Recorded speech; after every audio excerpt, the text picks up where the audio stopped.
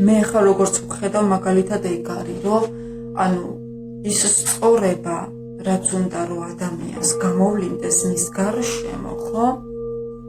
უნდა დაიჭიროს და არა ისინი დაუშვათ აშუქოს თუ რა უსამართლოა ეს სამყარო. პირიქით სწორება და შენი ხედვა გააკეთე იმაზე, როგორიც გინდა რომ იყოს. და ამის შემდეგ არის შესაძლებელი ის გამოვლინდეს, რაც გვინდა.